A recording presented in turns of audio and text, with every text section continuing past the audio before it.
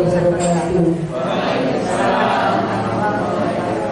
Yang terhormat Bapak Kepala SMP Negeri 1 Morong, Bapak Dr. Sutrisno Slamet MPD, yang saya hormati Bu Indroatu sebagai calon guru penggerak dan Bapak Ibu peserta sosialisasi aksi nyata modul 1.4 budaya positif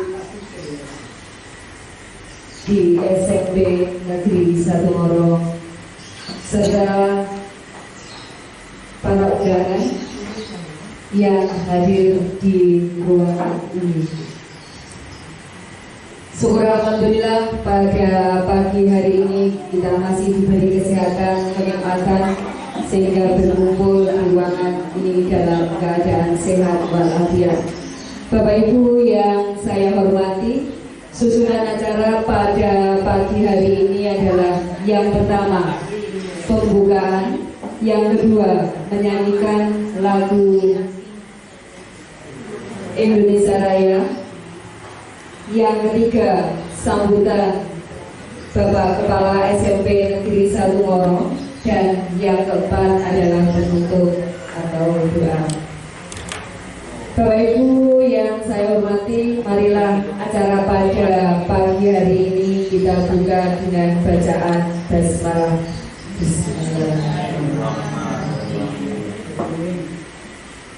Acara selanjutnya menyanyikan lagu Indonesia Raya. Kepada yang bertugas disilakan. Bapak Ibu semua dimohon untuk berdiri.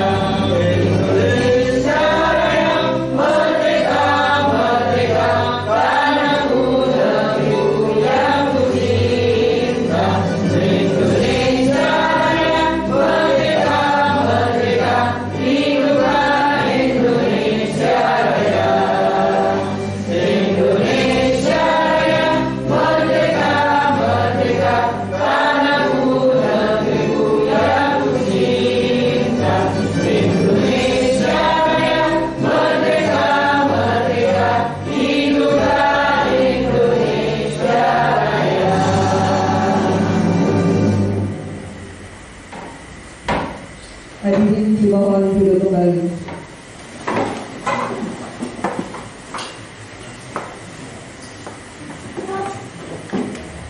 Acara selanjutnya sambutan Kepala SMP Negeri 1 Morong, yang terhormat Bapak Dr. Sutrisno Slamet, disilakan.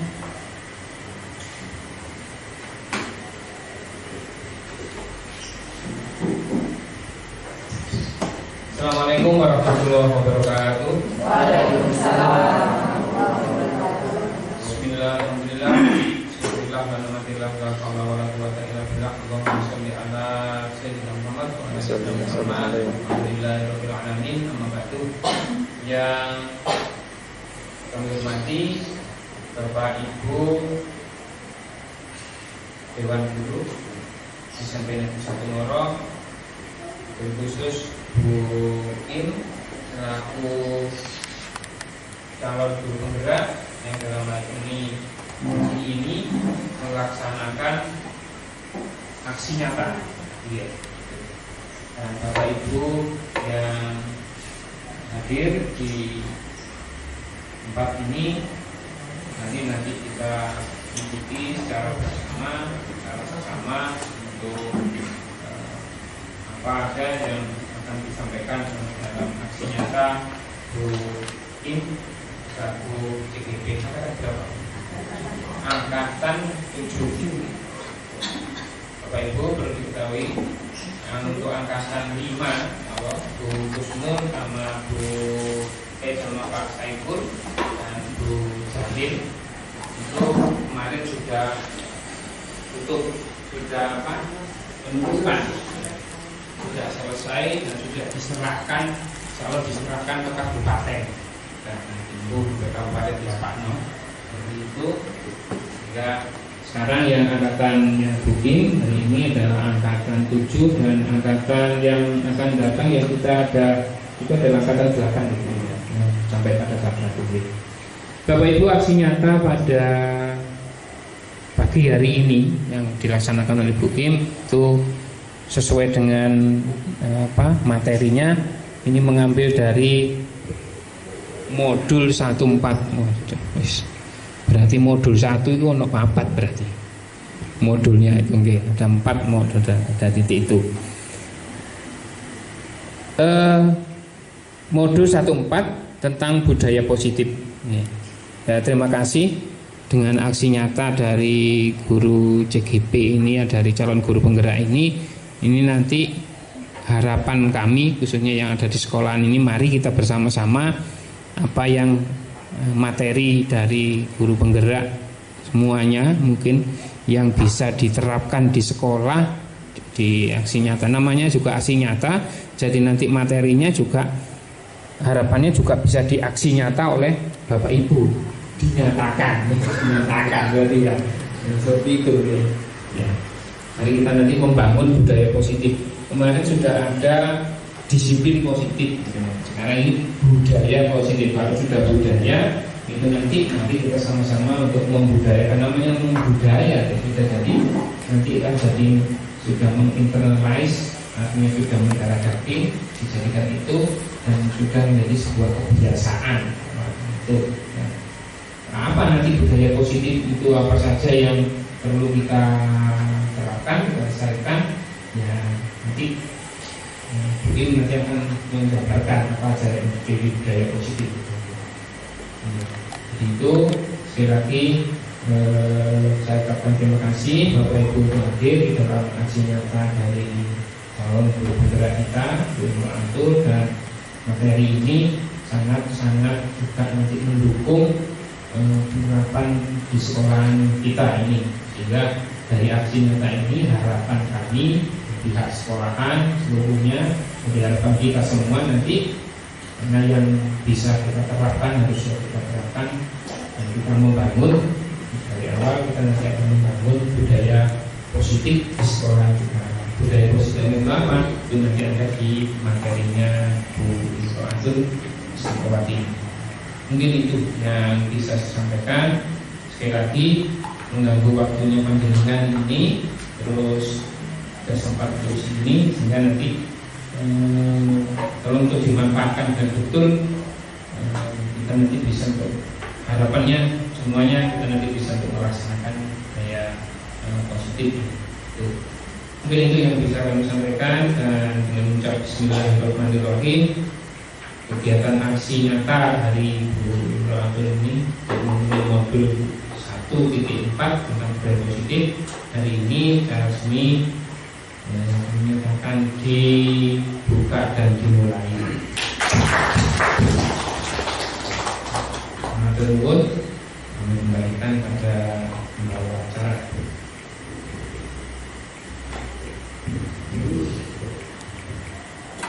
Terima kasih saya sampaikan kepada yang terhormat Bapak Dr. Andi Sutrisno Slamet atas arahan dan motivasinya. Bapak Ibu yang saya hormati, acara selanjutnya adalah penutup atau doa. Yang terhormat Bapak Zulkifli, disilakan.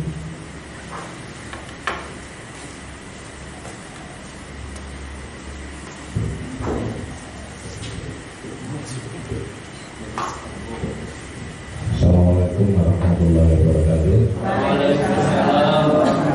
Marilah kita niatkan kegiatan ini yaitu dengan niat yang baik atas nama Allah sehingga bisa bernilai ibadah dan berkah.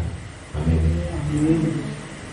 Mudah-mudahan kegiatan ini bisa menambah ilmu bagi kita, bagi belajar dan mengajar untuk siswa kita menjadi anak-anak yang soleh dan soleh ala hadiniyah wa ala kulli nabi salihah. Al-Fatihah.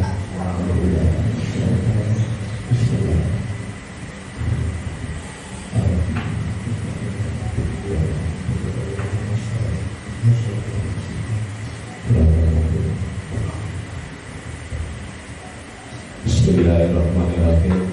Allahumma sholli wa sallim wa barik ala sayyidina Muhammad wa ala ali sayyidina Muhammad walhamdulillahi rabbil alamin. Allahumma ighfir lana wa li walidina warhamhum kama rabbayana shighara. Rabbana hab lana min azwajina wa dhurriyyatina qurrata a'yun waj'alna lil muttaqin. Allahumma inna na'udzubika min ilmin la yanfa'.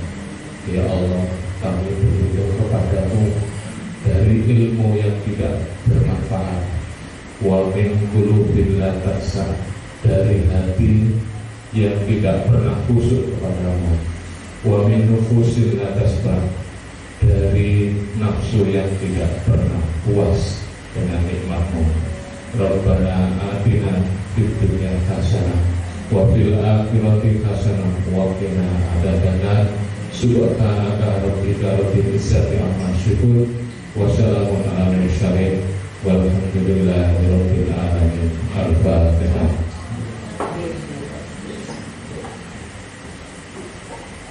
Ibu yang saya hormati, demikian tadi rangkaian acara aksi nyata modul 1.4 budaya positif, yaitu membangun budaya positif di sekolah, khususnya di SMP Negeri 1 Ngoro. Sebelumnya saya ucapkan terima kasih atas kedatangannya, namun sebelum saya tutup ada sedikit pantun mungkin ya. Petir datang, kilat menyambar, hujan deras sedang ditunggu. Datang sekolah untuk belajar, pulang sekolah mendapat ilmu. Ya. Terima kasih. Insya Allah nanti dari kegiatan ini Bapak Ibu mungkin semuanya berharap mendapatkan ilmu atau informasi terkait budaya positif. Nantinya bisa diterapkan di SMP Negeri 1 Ngoro. Bapak Ibu yang saya hormati, demikian tadi acara kita pada pagi hari ini. Namun setelah kita tutup masih ada materi yang nanti akan disampaikan oleh Bu Imro'atul sebagai calon guru penggerak angkatan ke-7. Dari saya mohon maaf apabila ada salah kata yang kurang berkenan. Saya akhiri. Wassalamualaikum warahmatullahi wabarakatuh. Assalamualaikum warahmatullahi wabarakatuh.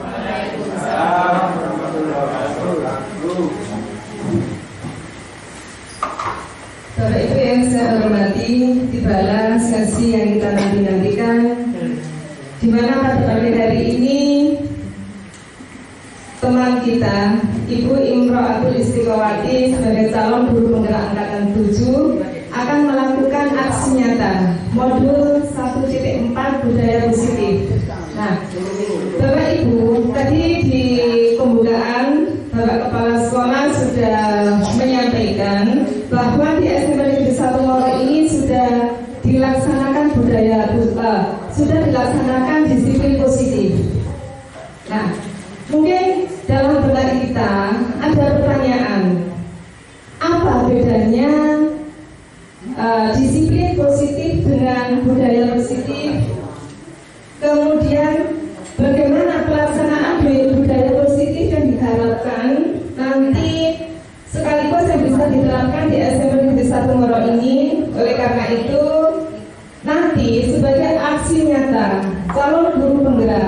Bu Imro'atul akan mengadakan pembahasan modul 1.4 tentang budaya positif. Adapun dari pelaksanaan pembahasan ini, Bu Im akan menyampaikan paparannya tentang materi budaya positif. Setelah itu nanti kita adakan sesi tanya jawab. Seperti itu Bu Im ya. Nah, oleh karena itu kepada yang terhormat Ibu Imro'atul, monggo untuk menyampaikan aksi nyatanya pembahasan dari modul 1.4 budaya positif. Yang terhormat Ibu Imro'atul, silakan.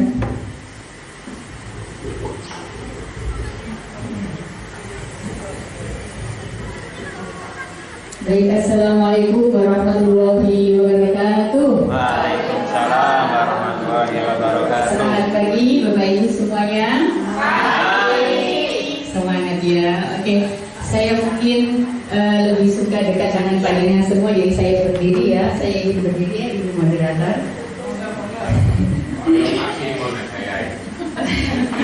Baik, nanti selama kurang lebih 1,5 jam maksimal, tidak akan lama saya, karena mungkin Bapak Ibu sudah mempelajarinya materi ini di dalam PMM. Jadi semua materi ini ada di dalam PMM. Saya jadi hanya menjelaskan yang kurang jelas-jelas saja. Nanti kalaupun ada pertanyaan, monggo nanti kita bahas bersama, kita sharing saja di sini Bapak Ibu. Jadi saya bukan yang tahu banyak, tapi saya tahu duluan gitu aja. Oke, monggo next. Jadi sebelum kita masuk materi, mari kita nanti berkolaborasi dan kita optimalkan waktu yang 1,5 jam maksimal ini ya Bapak Ibu. Jadi semua harus on, pikiran dan perasaan harus on, sepakat ya. Jadi 1,5 jam aja, pikirannya jangan kemana-mana, jangan sampai mikir yang di rumah, mikir jemuran. Tadi saatnya berlibur, kita harus di sini. Jadi kita sepakat on di sini, hati dan pikiran kita. Ngoten nggih Bapak Ibu? Oke, next.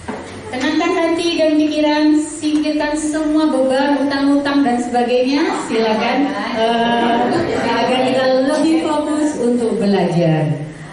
Baik, sebelum kita masuk materi, nanti saya akan pertanyaan memantik ya Kak ya. Saya akan kirimkan pertanyaan pemantik awal ini di grup ya, grupnya Sobat Ibu ya. Silakan nanti. Oh, ada yang tidak ini ya. Grupnya Spenzaro ya. Enggak ada teman yang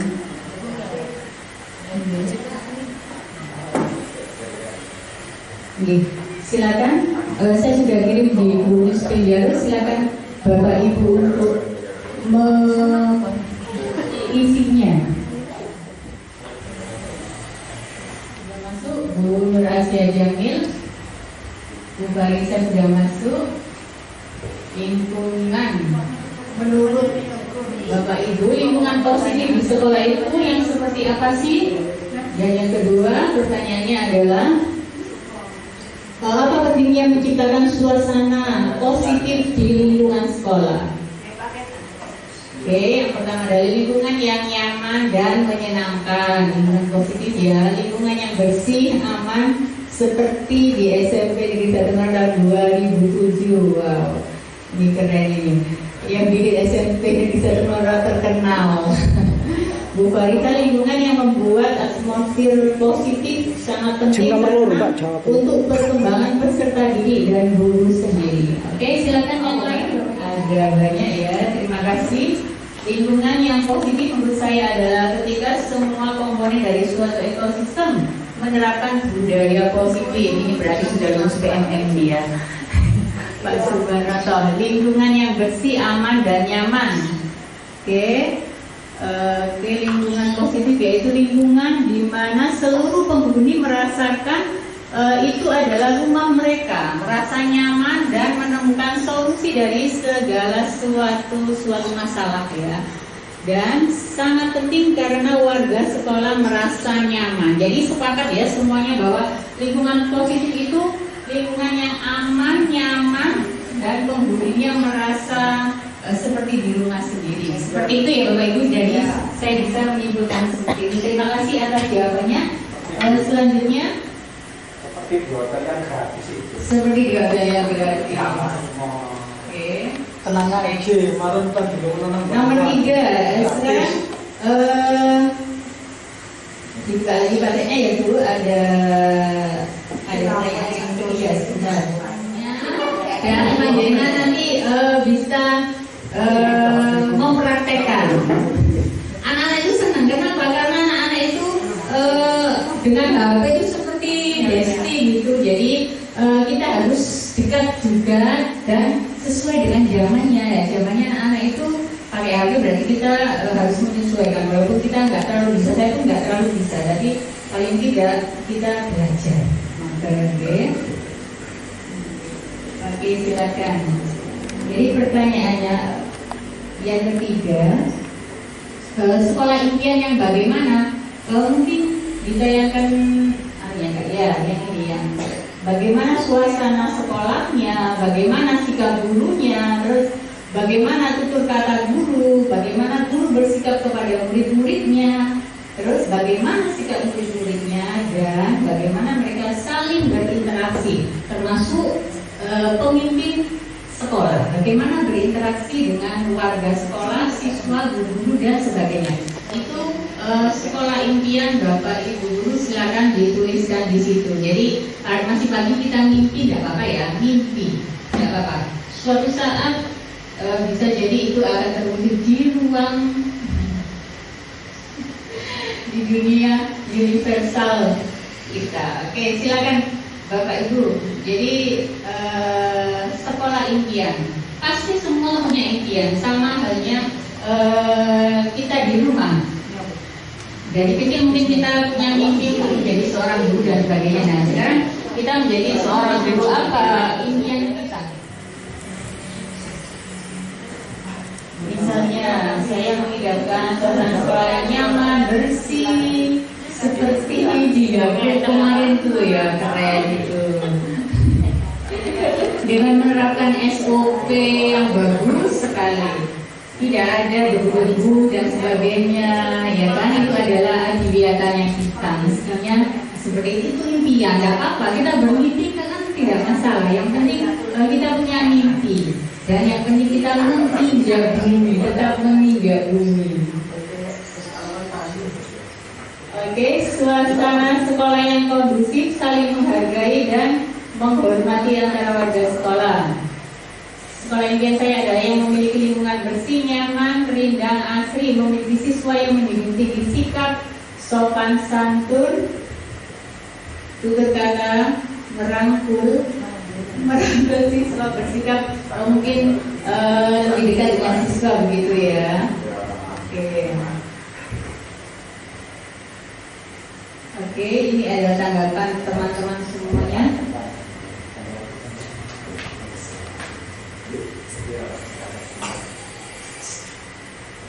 Sekolah yang kita inginkan adalah sekolah yang aman, gurunya ramah, siswanya pandai-pandai, dan karakternya baik, lingkungannya nyaman. Impian saya untuk sekolah ini adalah mempunyai siswa yang berkarakter, beriman, punya sopan santun, dan siswa itu memiliki kebersihan, keimanan tanpa diperintah. Oke, berarti ini dari dalam dirinya. Lingkungan yang mendukung siswa untuk belajar dengan baik serta mencerminkan adanya interaksi sosial yang menyenangkan dan bermakna, baik itu antara guru dengan siswa, guru dengan teman sejawatnya, siswa dengan teman-teman lainnya, serta aktivitas sekolah yang lainnya. Oke, ini adalah tanggapan dari Bapak Ibu semuanya. Jadi ini apa yang menjadi impian Bapak Ibu semuanya itu adalah hal-hal yang positif kan ya. Tidak ada kan tadi yang menuliskan yang negatif tidak ada kan. Nah itulah sebenarnya lingkungan positif itu ya, yaitu yang ada di dalam mimpi-mimpi Bapak Ibu semuanya. Kira-kira itu bisa nggak diwujudkan? Bisa ya, alhamdulillah. Ya, betul. Jadi memang dengan berkolaborasi itu semuanya akan bisa kita lakukan, berkolaborasi, dan kita tetap berkomitmen, menjalankan komitmen, tetap konsisten dengan apa yang sudah kita sepakati bersama. Itu adalah kuncinya. Contohnya, misalnya kita sudah ada budaya untuk tidak memakai sampah plastik, itu adalah komitmen bersama dan sudah diakui bersama dan bisa kita jadikan sebagai nilai universal di SMP Negeri 1 Ngoro. Berarti kita sebagai warga SMP 1 Ngoro, ketika itu ada sampah plastik, kita menggunakan, berarti kita telah melanggar dengan sendirinya tanpa kita sadari. Oke, next. Budaya positif, lingkungan positif dan disiplin positif. Menurut Ki Hajar Dewantoro, mendidik itu adalah seperti petani. Petani itu tidak bisa menuntut dia menanam jagung, tumbuh padi, tidak akan bisa. Ya, kok betul. Ya, misalnya petani menanam kacang, misalnya tumbuh kedelai, kan tidak mungkin ya Bapak Ibu. Bisa, Bu. Ya. Bisa di tempat menanam padi, beli suka teki. Berarti itu apa? Di PHP sama padinya. Ya. Ini kan penyimpangan berarti. Kan perlu dicari apa penyebab-penyebabnya. Ada desa Ngoro ini kita lakukan bersama-sama. Iya, betul sekali Pak. Nah, tepuk tangan untuk Pak semua. Jadi begini, kenapa kok padi tumbuh suket-teki? Berarti mungkin satu ya Pak ya, ada yang salah dengan benihnya mungkin, atau lingkungannya. Kenapa? Karena begini, kalau kita melihat dari filosofi Pak Ki Hajar Dewantara, kita itu tidak bisa. Petani itu nggak iso menuntut padi tumbuh menjadi jagung, nggak bisa. Yang bisa dilakukan petani adalah menyiapkan lahan, ya betul, menyiapkan lahan. Bagaimana lahan itu diolah dengan baik sehingga padi itu bisa tumbuh sebagai padi beneran, bukan padi banci ya. Nah itu, atau padi-padian atau rumput, itu salah satunya. Jadi kita hanya mempersiapkan lahan. Petani hanya bisa memupuk ketika itu tanamannya kurang subur, berarti dipupuk. Ketika ada hama, berarti dia apa yang harus dilakukan? Dia harus mengambil hama itu atau memberikan menyemprot dan sebagainya. Itu adalah salah satu usaha dalam rangka menumbuhkan padinya itu agar benar-benar tumbuh menjadi padi. Sama halnya dengan kita Bapak Ibu, kita sebagai pendidik tidak bisa kita menuntut anak itu harus pintar semua dengan IQ 120, tidak bisa. Karena apa? Semua anak itu adalah unik dan berbeda setiap anaknya. Bahkan anak-anak yang mereka lahir procot dalam keadaan kembar pun mereka mempunyai ciri-ciri dan potensi yang berbeda. Sampai di sini bisa dipahami ya. Oke. Jadi ya, kita hanya bisa mengusahakan agar anak-anak kita yang di sini potensinya berkembang sesuai dengan apa yang ada sejak dia bawa sejak lahir. Anak-anak semua mempunyai potensi. Jadi kita hanya bisa mengembangkan dengan apa? Misalnya kita menjadi guru mata pelajaran, berarti kita mempersiapkan pelajaran kita dengan sebaik-baiknya yang berpusat pada murid sehingga mereka bisa belajar dengan menyenangkan. Sekali lagi, ketika kita itu senang, belajar dengan senang, semua ilmu itu akan masuk. Oke, semua sepakat ini ya. Dan ketika kita sedang tertekan, tidak akan masuk, ilmu apapun tidak akan masuk, dan kita nggak akan bisa konsentrasi di situ. Next. Oke, salah satu tanggung jawab seorang guru adalah bagaimana menciptakan suatu lingkungan yang terdiri dari keluarga sekolah yang saling mendukung, saling belajar, saling bekerja sama hingga terciptanya kebiasaan-kebiasaan baik yang akan tumbuh menjadi karakter baik warga sekolah, dan pada akhirnya karakter-karakter itu dari kebiasaan baik kita akan membentuk budaya positif. Oke, ini adalah istilah-istilah di dalam budaya positif Bapak Ibu. Jadi di situ ada lingkungan positif, ada disiplin positif, ada nilai kebajikan universal, kesepakatan kelas, teori motivasi, konsekuensi, hukuman, 5 posisi kontrol dan segitiga restitusi. Itu ada di dalam budaya positif Bapak Ibu semuanya. Jadi ini pembahasan kita untuk hari ini begitu banyaknya, tapi nanti kita akan bahas dengan tenang begitu ya. Sampai di sini bisa dipahami? Oke. Sekarang Bu Yenda menuliskan sesuatu di sini yang menjadi rahasia. Rahasia Bu Yenda apa ya? Rahasia itu mungkin bisa jadi saya menyimpan harta karun di dalam lemari. Oke, kita ada rahasia atau pin ATM saya adalah sekian. Oke, silakan dituliskan. Oh, tidak ada kata-kata, semuanya bebas. Singkat Mbak ya. Oke. Saya hamil lagi. Saya ambil lagi ambil. Oke, silakan dilipat yang kecil. Oke, dilipat yang kecil. Dilipat yang kecil lagi.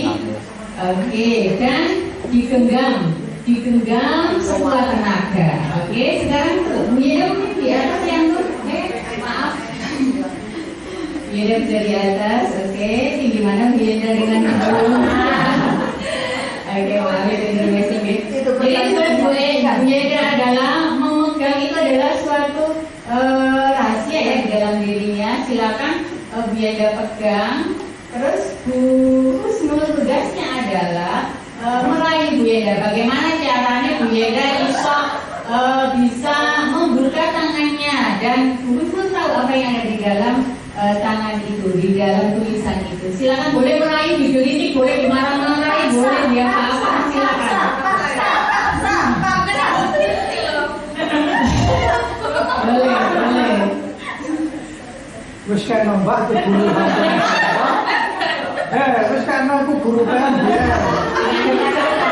Boleh, yang lainnya murahan masih boleh, silakan. Yang lainnya mempengaruhi boleh. Bu Husnul silakan, ayo berusaha.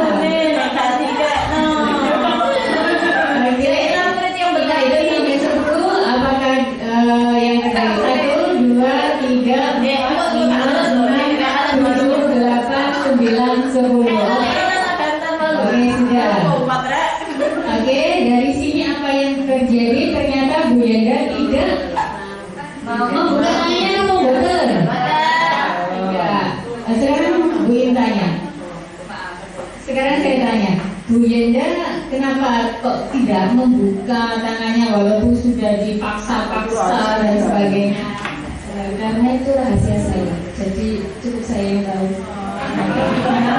Karena itu adalah rahasia, jadi cukup saya saja yang tahu, betul. Jadi, oke, terima kasih Bu Yenda, silakan dulu. Terima kasih Bu. Ngono kabeh aku mau Oke, next. Lagi. Nah, dari peristiwa yang terjadi, praktek yang terjadi antara Bu Yenda dan Bu Husnul tadi, siapa yang punya kontrol? Siapakah yang punya kontrol terhadap buka nutup tangan itu siapa yang punya? Bu Yenda sendiri kan ya, bukan Bu Husnul kan? Sebenarnya Bu Husnul bisa kan kalau misalnya memaksa-maksa dan dia Bu Yenda bisa membuka tangannya pun bisa. Tapi yang punya keyakinan saya akan membuka ya wes tak apa wes. Nah berarti kan Bu Yenda sendiri, bukan orang lain. Jadi diri kita sendiri. Next. Kalau besti kan boleh. Tapi tetapkan Bu kita yang menentukan. Saya boleh kalau rahasia saya itu boleh diketahui, tapi hanya dengan besti saya itu berarti kan kita saja yang memutuskan. Saya boleh, dia boleh. Nah itu kan keputusan kita, bukan keputusan orang lain. Kamu mestinya ngasih rahasiamu ke bestimu, bukan orang lain yang menyuruh, tapi kita sendiri yang melakukannya. Kenapa itu terjadi? Karena kita di sini ada teori kontrol ya Bapak Ibu. Jadi yang hanya dengan anak-anak. Anak-anak itu sebenarnya mereka tidak bisa dikontrol oleh siapapun, orang lain. Bahkan mungkin ketika mereka itu seperti anak yang manis di depan kita, yang penurut dan sebagainya, ternyata itu hanya sebuah ilusi. Ini adalah menurut Bapak William Glasser. Ini adalah psikiater dan juga pendidik ya Bapak Ibu. Jadi ilusi guru mengontrol murid. Ini sebenarnya murid itu tidak menurut. Aslinya itu memang dia nurut. Yang tidak mengerjakan silakan keluar, misalnya gitu. Yang tidak ikut pelajaran dan yang tidak mau diam silakan keluar. Akhirnya semuanya diam. Kenapa? Ya karena memang menurut, tapi menurut pada saat itu, dan itu pada dasarnya mereka itu nggak nurut. Aslinya itu nggak nurut, cuma ya itu tadi. Nanti ada teori kebetulan yang lain. Yang kedua adalah bahwa ilusi bahwa semua penguatan positif itu efektif dan bermanfaat.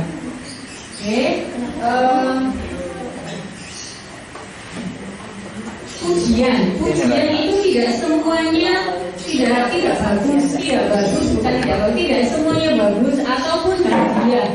Hadiah itu sebenarnya tidak semuanya bagus untuk anak. Kenapa? Kenapa hadiah tidak bagus untuk anak? Kenapa? Misalnya kalau kamu nanti ranking 1, kamu akan saya belikan HP misalnya. Ketika anak itu akan berusaha untuk menjadi ranking 1, ternyata apa? Pada saat dia mendapatkan ranking 1, pulang dengan menunjukkan rapotnya ke orang tuanya, sedangkan orang tuanya di rumah itu habis stroke dan sebagainya, banyak biaya yang harus dikeluarkan sehingga ekonominya menurun. Akhirnya apa yang terjadi? Anak-anak tidak akan percaya lagi dengan orang tua, dengan apa yang namanya hadiah. Wes janji-janji terus, saya sudah tidak percaya lagi itu. Oke, ilusi bahwa kritik dan membuat orang merasa bersalah dapat menguatkan karakter. Jadi begini, kamu itu misalnya kamu itu mbok yo kasihan sama ibumu yang di rumah sudah bekerja keras membanting tulang, kamu di sini malah nggak mau ikut pelajaran. Nah, ini adalah contohnya. Jadi kadang kita membuat orang merasa bersalah itu ya, dia akan oh iya ya, setelah dia nurut tapi dia nggak akan nurut selamanya. Itu ilusinya. Jadi yang terakhir adalah bahwa orang dewasa memiliki hak untuk memaksa anak. Orang dewasa memiliki hak untuk memaksa anak, ini tidak benar. Jadi anak mempunyai hak-hak sendiri di mana mereka bisa berdiri sendiri dan merdeka, katanya Pak Kiai Dewantara. Buktinya kita buktikan sendiri bahwa yang bisa mengontrol kita itu hanya kita sendiri, seperti genggaman tadi. Oke, next. Mungkin ditanya Bu, menurut siapa Bu? Ada contoh begini. Kita mengatakan bahwasanya kita anak-anak nakal ya. Orang biasa cari uang, sementara kan di sini nyantai-nyantai tidur kan. Kalau kita ingatkan begitu, bukankah menurut saya Bu, itu mengingatkan bahwasanya dia itu harus punya tanggung jawab terhadap apa yang diterima dari rumah. Apa itu menurut itu tadi salah? Tidak semuanya salah Ibu. Jadi itu adalah ilusi yang kadang kita meyakininya itu adalah semua itu benar. Jadi ini benar, tidak semuanya salah. Jadi begini, anak-anak itu merdeka, tapi kita sebagai guru itu menuntut mereka, menunjukkan pada mereka bahwa kemerdekaan kamu, kebebasan kamu itu juga ada orang lain, jenisnya apa ya, bisa mengganggu orang lain. Misalnya, saya nggak masuk, saya ke kantin saja, misalnya, atau saya tidur aja, saya tidur di kelas, saya nggak ikut pelajaran, tidur di kelas, padahal gurunya ada di situ. Itu kan kebebasan dia kan, bebas sakarmu misalnya. Tapi ini kan mengganggu kebebasan orang lain. Seperti itu. Jadi ini adalah ilusi. Ilusi itu tidak selalu tidak benar adanya yang itu. Mungkin ada yang bisa menanggapi teman-teman Kalau seperti itu memang kebanyakan kita ini memang kurang sabar, apalagi guru olahraga. Kadang-kadang ngomong pisan gak direken ya arek-arek paling enggak ya dijewit. Nah ini yang kita lakukan sementara seperti itu. Sebenarnya anak-anak ini anak yang baik. Misalkan ya, bukan belum anak olahraga yang bola voli, anak bola voli yang olahraga itu ternyata anak-anaknya itu memang susah diatur. Misalkan disambil di sini aja di kelas 8D itu anak yang skillnya bagus untuk olahraga namanya skill. Itu kalau diingatkan ya mesti guyu tapi gak dilakoni. Itu sudah dilakukan beberapa hari. Tapi anak ini kalau sudah masuk ke dunianya, anak ini happy benar. Iya. Ya, untuk terus karena ini membawa budaya positif sekolah, yang saya ingin tahu apa sih budaya SMP Ngoro, budaya positif yang paling mudah dilakukan pada saat ini dengan kondisi sekolah yang seperti ini. Apa sih yang paling gampang dilakukan guru, dilakukan siswa? Ini apa yang segera dilakukan? Nah, perlu saya jangan izin saya mendaftar anak bola voli ke Gondang Jawa. Terima kasih Mbak Sumar. Terima kasih Tepuk tangan. Jadi apa yang dilakukan, apa yang harus kita lakukan untuk mewujudkan budaya positif di sekolah? Hal yang terkecil apa yang bisa kita lakukan nanti akan kita lakukan di sini. Kita akan diskusikan bersama. Kenapa? Karena ini adalah nasibnya SMP Negeri 1 Ngoro, tidak mungkin hanya bisa dipikirkan oleh beberapa orang saja. Jadi harus semua memikirkan, berkolaborasi, memikirkan bagaimana SMP Negeri 1 Ngoro ke depannya. Tidak bisa hanya segelintir orang saja. Jadi semuanya di situ ada pemimpin sekolah, semuanya harus ada, dan itu bisa ketika kita melakukannya. Oke, next. Jadi apa yang disampaikan oleh Pak Sumar tadi, dia anak yang tidak menurut dan sebagainya. Sebenarnya itu kenapa sih anak itu kok tidak nurut? Kenapa kok ada anak yang melanggar peraturan? Kenapa kok kita nggak pakai helm misalnya ketika kita mengendarai sepeda motor? Kan kadang ada orang yang nggak suka pakai helm. Si anak ini kok seperti ini? Nah, pada dasarnya mereka berperilaku itu karena ada 3 motivasi perilaku manusia itu ada 3. Yang pertama adalah menghindari ketidaknyamanan atau hukuman. Jadi misalnya kita anak-anak yang menurut, anak-anak yang manis di sekolah selalu menaati peraturan, ya kan? Itu adalah disiplin menurut kita ya. Yang mereka yang selalu mentaati peraturan, yang selalu memakai dasi dengan baik, yang manis, yang selalu sopan dengan gurunya, itu belum tentu mereka melakukannya dari hati yang paling dalam. Gitu, betul? Oke, bisa jadi satu karena mereka melakukannya karena untuk menghindari ketidaknyamanan atau hukuman. Ya, misalnya gini, waduh aku gak bawa dasi, besok pun ikutnya, suruh ngantar dasi dan sebagainya. Itu berarti mereka tidak nyaman ketika nanti aku dipanggil sama ini, nanti saya dicatat sama teman-temannya, dianggap anak yang tidak taat dan sebagainya. Itu adalah menghindari ketidaknyamanan atau hukuman. Yang kedua adalah untuk mendapatkan imbalan dari orang lain. Misalnya anak yang ulangan mendapatkan nilai yang bagus, ulangan nilai itu bagus, biar dipuji-puji gurunya, biar dapat biar diumumkan di kelas. Itu adalah salah satu motif dia. Dan ini tidak semuanya Bapak Ibu ya. Jadi ini subjektif, setiap orang itu berbeda. Ini bukan hanya berlaku pada anak-anak saja, kita pun bisa seperti ini. Kenapa datang terlambat? Kenapa guru kok datang tepat waktu? Oh takut dengan absen, misalnya itu berarti takut dengan hukuman. ya kan? Takut TPP-nya tidak cair itu adalah salah satunya. Takut atau menghindari ketidaknyamanan. Nanti saya ditegur kepala sekolah, nanti saya diomong-omong sama teman. Nah, itu adalah salah satunya. Jadi ini tidak berlaku untuk siswa saja. Kita pun bisa dengan perilaku kita itu bisa dari sini juga. Oke, yang ketiga adalah menghargai diri sendiri, menjadi insan sesuai dengan yang kita harapkan. Ini adalah motivasi dari dalam, ya kan? Motivasi yang tumbuh dari dalam diri kita sendiri.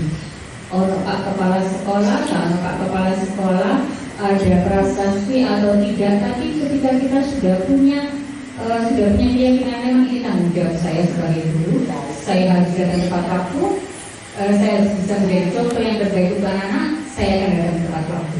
Nah, itu berarti untuk menghargai diri sendiri, menjadi insan yang sesuai dengan harapan sendiri. Itu adalah motivasi intrinsik dan itu yang diharapkan dari disiplin positif. Bukan hanya yang ini menghindari hukuman dan sebagainya, itu bukan. Jadi nanti diharapkan di lingkungan yang positif itu muncul di sisi positif, di mana itu adalah muncul dari dalam dirinya anak-anak. Memang itu sangat susah, namun kita harus berusaha.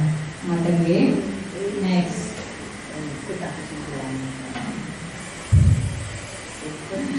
Oke, dari kebutuhan yang lain, kenapa ada anak mencuri dan sebagainya, kenapa ada anak yang sering terlambat dan sebagainya, itu karena ada satunya juga karena ada teori kebutuhan kenapa anak itu tidur di dalam kelas. Kira-kira kenapa Bapak Ibu? Misalnya ada anak yang tidur di dalam kelas, kebutuhan apa yang tidak terpenuhi dari dia? Kalau ditanya berarti ya, karena melekan HP.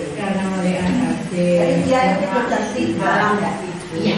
Berarti apa itu kebutuhan apa yang dia yang dibutuhkan oleh dia? Kontrol orang tua. Kontrol orang tua berarti ada kasih sayang di sini ya, Bu. Jadi ada kasih sayang dan rasa diterima. Itu adalah kebutuhan yang dia butuhkan. Jadi sebenarnya mereka berperilaku karena untuk memenuhi kebutuhan itu, atau ada salah satu kebutuhan yang tidak dipenuhi dan dia melakukan kegiatan itu. Next. Hukuman dan konsekuensi. Next. Hukuman adalah sesuatu yang menyakitkan dan harus terjadi. Biasanya hukuman ini langsung hukuman itu diberikan ketika ada perilaku dan langsung diberikan. Misalnya ada anak terlambat, sudah kamu jabuti rumput. Ayo silakan kamu membersihkan halaman sekolah. Silakan kamu berdiri di depan berdiri di halaman sekolah. Itu adalah hukuman. Apakah itu pernah terjadi? Itu adalah hukuman dan biasanya diberikan ketika perilaku itu dilakukan, perilaku menyimak itu dilakukan langsung ada hukuman itu dan biasanya tidak logis atau tidak sesuai dengan apa yang dia langgar. Misalnya dia terlambat, sudah kamu lari dari lapangan, nanti balik lagi ke sini kan sehat, atau mungkin kamu ada anaknya ngantuk gitu ya, ngantuk di dalam kelas, terus kamu coba lari atau bagaimana, itu adalah hukuman yang tidak sesuai dengan perilaku yang dia tampakkan. Yang kedua adalah konsekuensi. Konsekuensi ini biasanya membuat anak itu tidak nyaman untuk sementara. Ada hukuman, bukan hukuman, ya konsekuensi, namanya konsekuensi. Misalnya anak terlambat, tidak mengikuti pelajaran saya akan bilang ke dia, sebenarnya konsekuensi itu harus sudah dirumuskan sebelum di awal pelajaran. Kita misalnya ketika ada anak terlambat, berarti kita apa yang harus dia lakukan, misalnya gitu ya. Maaf. Misalnya seperti itu. Jadi ketika ada yang terlambat, ketika ada yang terlambat, dia harus menambah pelajaran. Nah, itu adalah konsekuensi ada hal yang dilakukan yang membuat dia tidak nyaman untuk sementara waktu, tapi tidak mengurangi haknya dia untuk belajar. Dia akan tetap mengikuti pelajaran, tapi dia akan menambah jam pelajaran dia ketika misalnya tadi 10 menit dia terlambat, berarti dia harus menambah 10 menit di belakang. Oke, next. Keyakinan kelas dan nilai-nilai universal. Bapak Ibu semuanya saya kira sudah membuat kesepakatan kelas, kesepakatan di kelasnya ataupun di pelajarannya, ya. Minimal saya kira sudah, cuma mungkin belum ada yang tertulis atau hanya secara lisan saja di awal pembelajaran. Saya kira itu sudah dilakukan, namun tidak ada yang tertulis. Ada yang sudah tertulis, ini sudah dipajang di kelasnya dan sudah ditandatangani. Itu berarti sudah bagus dan anak bisa melihatnya setiap saat. Nah, itu nanti sebagai kontrol kita ketika kita melakukan, misalnya ada anak yang melanggar gitu ya, terlambat, apa konsekuensinya. Nah, itu sudah ada di situ. Keyakinan kelas bersifat lebih abstrak daripada peraturan. Ada peraturan sekolah, ada peraturan kelas ya Bapak Ibu. Keyakinan kelas berisi pernyataan-pernyataan yang universal. Misalnya di kelas ini meyakini bahwa harus saling menghormati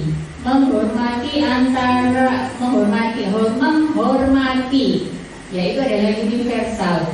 Nilai-nilai universal, saling menghormati dijabarkan dalam keyakinan, misalnya menyapa dengan ramah atau tersenyum dengan temannya.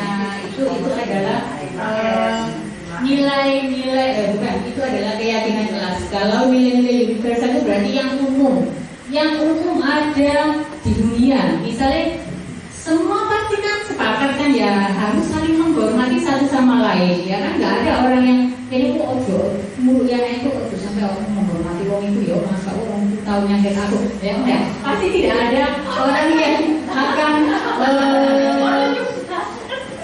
pasti tidak ada orang yang berpikiran seperti itu, karena itu adalah negatif. Ketika kita pikiran kita sudah negatif, yang ada itu aura negatif yang muncul. Next. Oke. Profil pelajar Pancasila. Yang keyakinan kelas itu kalau menurut saya berarti sekolah, kalau kita itu memang mau ke situ ya, sekolah ini harus membuat sekolah bukan semangatan dengan anak ya. Mulai kerja itu tadi. Jadi bagaimana Bu? Nanti kita akan praktek dulu.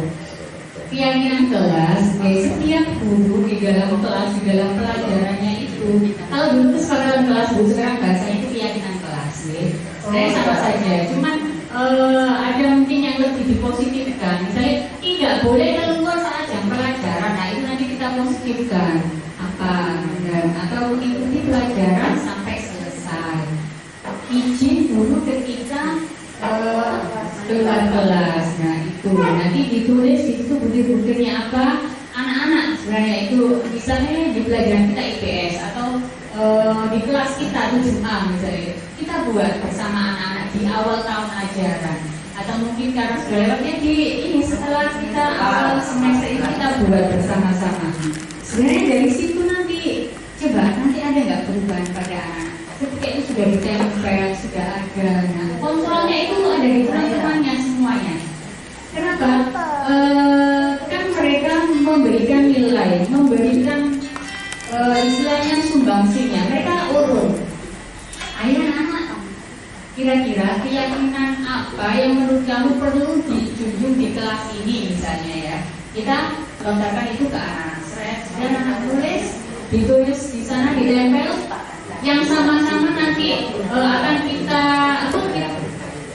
kita simpulkan bersama-sama, yang sekiranya itu sama nanti akan kita jadikan satu, kita klasifikasi. Nah, selanjutnya ketika sudah itu muncul keyakinan, misalnya ada 5 gitu ya, itu sudah kita nanti bacakan bersama-sama anak-anak dan ditandatangani bersama. Apa hubungannya dengan nilai universal? Nilai universal itu adalah yang lebih umum. Misalnya saling menghormati teman yang nilai universal itu kalau di dalam prakteknya seperti ini. Di kelas ini semua siswa dan guru saling menghormati dan saling menyayangi. Itu adalah nilai-nilai kelas ini. Di ketik yang rapi dibuat banner, ditempel di kelas. Itu adalah nilai-nilai atau enggak harus banner, pokoknya ditempel di kelas bahwa di kelas ini menghormati dan menyayangi semua warga sekolah misalnya. Itu adalah nilai-nilai universal yang diyakini oleh kelas itu. Nah, selanjutnya apa? Ayo kita praktek saja mungkin ya. Ya, boleh. Kesepakatan itu begini Bu. Kesepakatan itu bisa berisi nilai-nilai sama. Cuman gini, ada nilai universal, nilai-nilai umum yang kita akui bersama. Menjaga kebersihan misalnya. Semua orang kan tidak bersih ya. Kelas ini meyakini untuk menjaga kebersihan kelas. Ya, boleh dengan cara ini atau dengan cara ketika masuk kelas melakukan CLBK itu program saya. Nah itu bisa dibuatkan di situ dan ditempel. Terus sama-sama tidak harus banyak. Nilai universal itu tidak harus banyak karena kalau banyak akan bingung. Akan membuat anak bingung. Kalau tidak ada kesepakatan, kan ada konsekuensi. Ya, konsekuensinya boleh dibuat bersama-sama anak-anak. Ingat, kadang itu begini, kita itu susah membedakan dengan konsekuensi begini. Gak apa-apa Bu, nanti kalau saya terlambat, saya mau membersihkan WC, tidak apa-apa, ini sudah ikhlas dari dalam diri saya. Itu bukan konsekuensi, walaupun dia mau. Enggak, itu adalah hukuman. Itu adalah hukuman karena tidak sesuai. Kadang mereka tidak tahu, atau mungkin mereka biasa dibegitukan dulu-dulunya. Akhirnya mereka menganggap bahwa membersihkan WC itu sudah biasa untuk menebus kesalahannya. Atau kita kalau saya biasanya ini di zaman dahulu kala itu biasa begini, ayo buatlah suatu kebaikan untuk menebus dosa kamu. Ya kita berpikirnya itu mungkin itu bisa menghapus dosa-dosanya begitu ya. Tapi sementara berlalunya waktu ya kita harus merubah itu semua. Oke, kita praktek ya Bapak Ibu. Nanti kalau ada yang punya pendapat lain monggo, karena teman-teman saya terbatas, mungkin juga dengan sudah lulus di PMM-nya boleh nanti. Monggo. Sekarang kita akan praktek untuk membuat keyakinan kelas ya Bapak Ibu. Tolong beda dibagikan.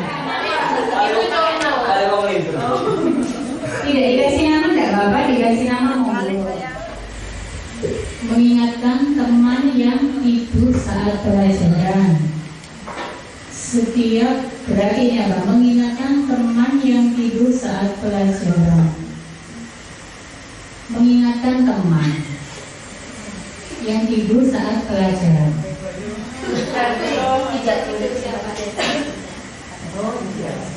Konsentrasi ya, konsentrasi. Atau apa ya?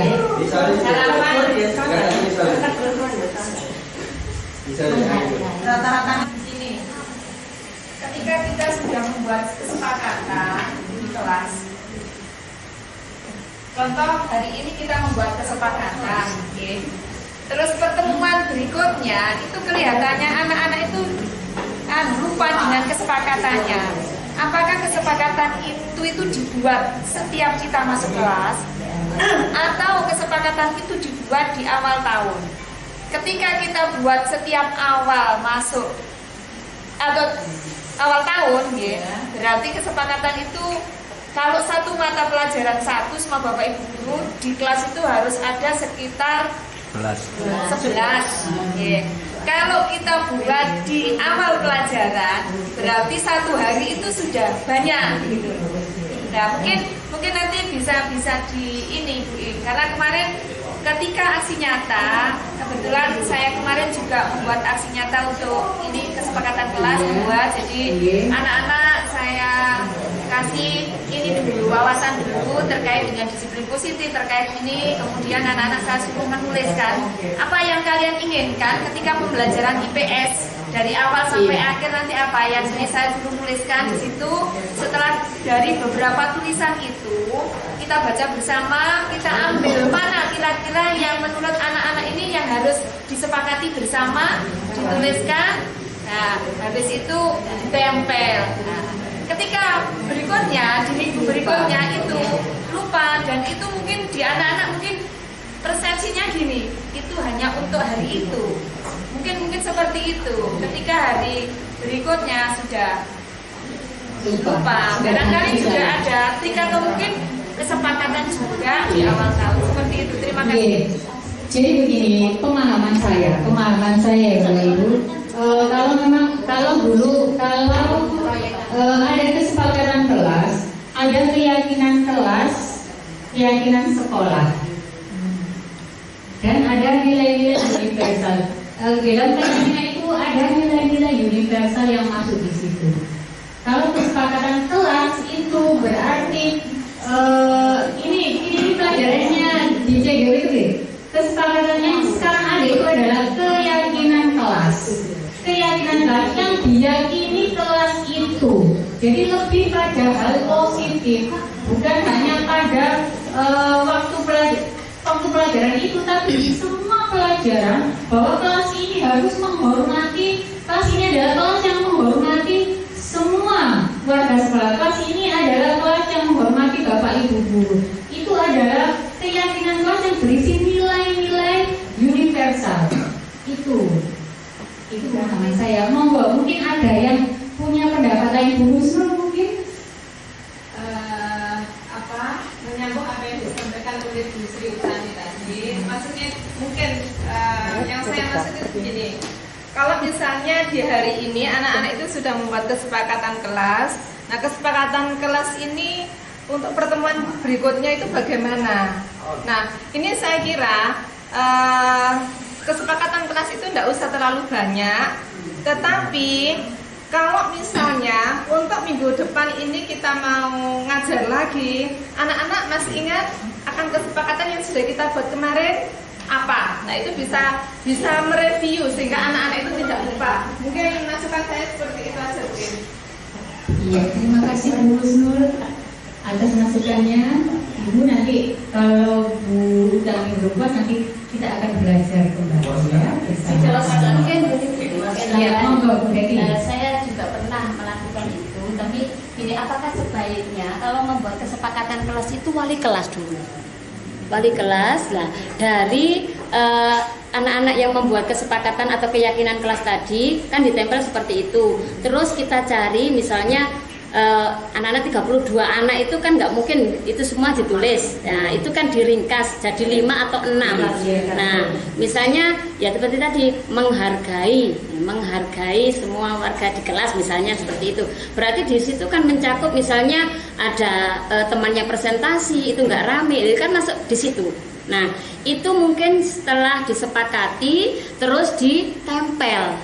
Lah kalau kemarin itu saya membuat itu kan per mapel, jadi mapel saya kan nggak saya tempel, saya takutnya nanti beda lagi lah seperti itu.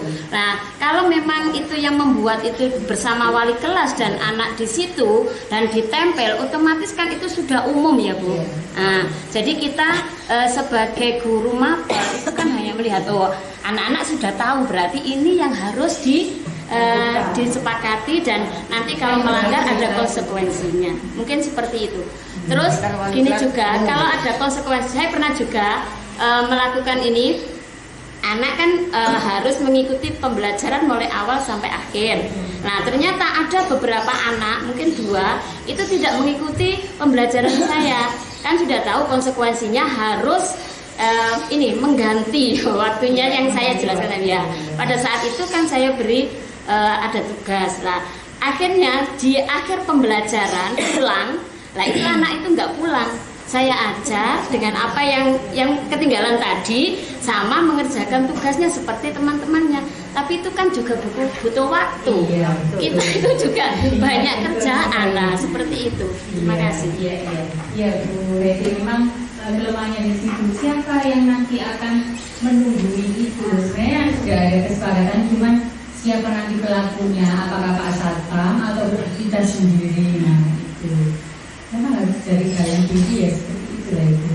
Jadi kita itu bicara dalam-dalam sekali. Oke, next kakak. Terima kasih atas masukan dan juga penguatannya semuanya. Nanti akan kita belajar lagi. Sebenarnya memang materi ini harus satu dan banyak. Harus lebih mendalam sebenarnya. Tapi saya akan menyampaikan sedikit-sedikit. Next. Ini adalah 5 posisi kontrol yang biasanya diterapkan oleh kita pada anak kita maupun anak didik kita. Monggo silakan dicermati. Mohon maaf nanti mungkin videonya terpotong-potong, saya tidak bisa. Alasan kamu apa lagi? Kapan sih kamu tidak terlambat? Koyo aku ya. Kalian kamu jadi anak? Saya Dasar pemalas. Gak kapok-kapok sih kamu. Sudah berapa kali terlambat? Sana, kamu punya lapangan basket 2 kali. kenapa saya harus ke lapangan basket, Bu? Ini adalah Kenapa? Kamu malah ibu. Berani-beraninya jawab. Sudah terlambat, masih berani jawab pula. Sekarang keliling lapangan basket 5 kali sekalian. Biar Jadi kamu hukumannya tidak sesuai dengan pergi apa sana yang lapangan dia. basket. Posisi penghukum biasanya berbicara dengan nada tinggi, menghardik, menunjuk-nunjuk, menyakiti, dan menyindir. Hukuman bisa berupa fisik maupun psikis. Ibu dan bapak guru hebat.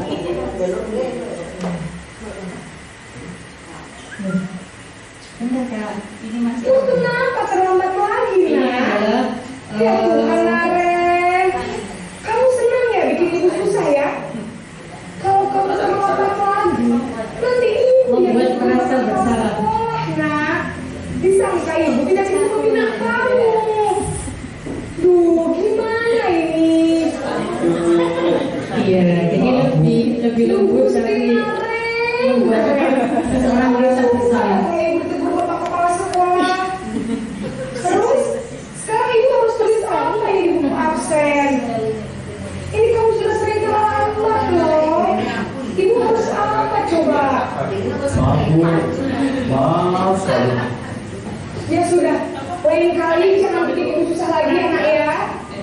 Ibu tidak akan kuat lagi kalau kamu begini terus. Bisa jantungan kalau ini. Maaf, Bu. Maaf sekali.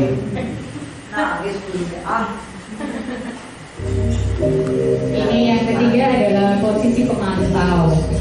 Jadi dikaitkan dengan data-data berapa kali dia terlambat dan sebagainya. Naren!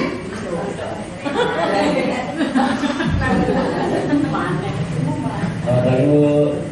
Wah, sudah jam berapa ini nak? Ini posisi saya. Iya, Bu. Habis ibu saya lupa bangunkan saya, Bu. Kamu malah Ya, ini adalah posisi teman, jadi lebih dekat, lebih akrab dengan anak. sih. Iya, Bu. Saya memang terlambat bangun tadi. Jadi biarpun saya lari kencang, tetap gak kesenja, Bu.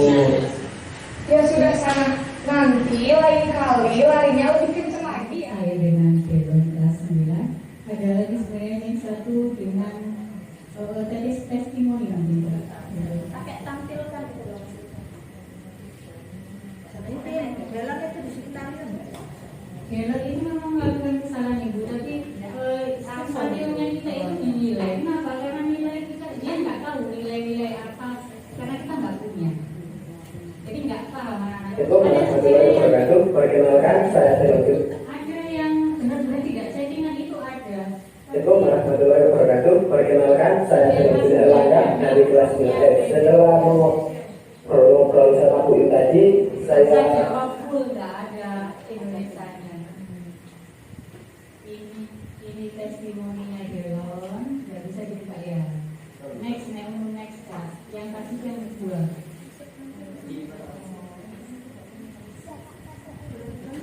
Belum sempurna Bapak Ibu, jadi saya pun banyak belajar juga untuk memahami strategi institusi. Saya ada dengan Francisca, saya ada dengan Reva dan juga salah satu ibu.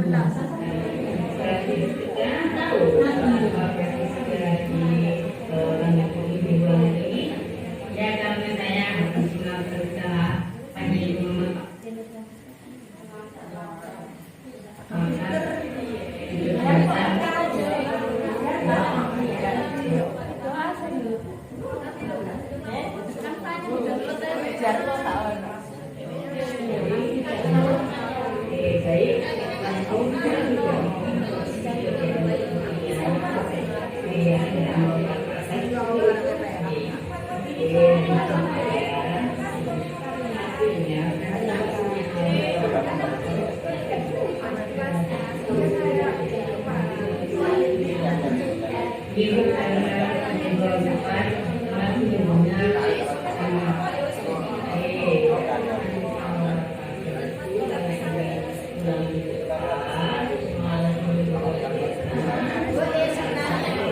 Saya masih perlu banyak belajar lagi. Intinya anak itu harus tahu kesepakatan kelas atau kesepakatan keyakinan kelas atau keyakinan yang ada di sekolah ini apa. Kalau tidak tahu ya seperti penggalan biar jadi kita lebih banyak menuntutnya. Mungkin menghormati ibu menghormati orang lain. Seperti itu. Ketika dia tidak ada keyakinan yang kelas secara umum. Kesimpulan itu tadi yang dulu. Oke, budaya positif. Jadi kita di dalam budaya positif itu salah satu unsurnya itu adalah lingkungan yang positif, terus yang menerapkan disiplin positif juga, dan kita menggunakan posisi kontrol, diutamakan itu adalah posisi manajer karena ini kita berbicara yang ideal dan menggunakan segitiga restitusi di dalam menangani membantu menyelesaikan penanganan siswa.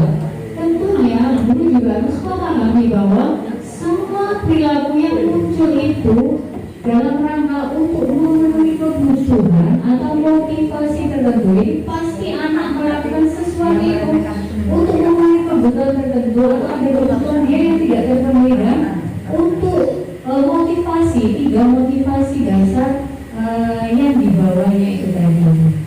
Demikian untuk pemaparan saya dari awal hingga akhir. Selanjutnya adalah sesi tanya jawab.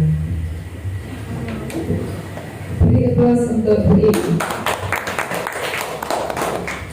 Bapak Ibu yang saya hormati, demikian tadi paparan tentang budaya positif yang disampaikan oleh Ibu Imratul. Sesi selanjutnya adalah sesi tanya jawab. Maka Bapak Ibu kalau ada pertanyaan atau hal-hal yang kurang jelas dari yang disampaikan oleh Ibu Im tadi, monggo. Ya, monggo Mbak Jamil. Dari video aksi nyata segitiga restitusi, di video yang ditampilkan sama Bu Im tadi, saya masih belum paham mana bagian menanyakan keyakinan, mana bagian menstabilkan identitas, dan mana yang bagian satunya lagi. Karena tadi di bawah itu tidak ada, jadi saya bingung. Yang mana ya pertanyaan pemantik untuk masing-masing 3 langkah untuk segitiga restitusi itu. Terima kasih. Terima kasih Bu Jamil atas pertanyaannya. Untuk segitiga restitusi, pertanyaannya Bu Jamil sudah paham Bu Im. Satu lagi sebelum dijawab oleh Bu Im, 2 pertanyaan langsung dijawab. Satu lagi, punya ada pertanyaan? Betul-betul pertanyaan? Kalau tidak ada pertanyaan, monggo Bu Im pertanyaan dari Bu Jamil dijawab. Terima kasih Bu Jamil. Itu sebenarnya gini, sudah ada tulisan sebenarnya Bu. Tapi saya itu tidak mahir dalam membuat video, ngedit dan sebagainya. Di situ ada. Saya masuknya itu saya sampai jam 12 malam. Bahkan saya belajarnya itu sampai jam 11 lewat. Juga harus mengumpulkan tugas itu ya 11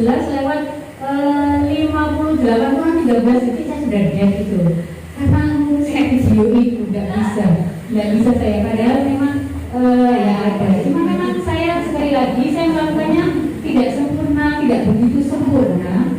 Jadi ya seperti itu tentunya. Sebentar saya akan jelaskan dengan video. Di videonya dia ini sudah ada tulisannya untuk di mana ada tahap untuk menstabilkan identitas.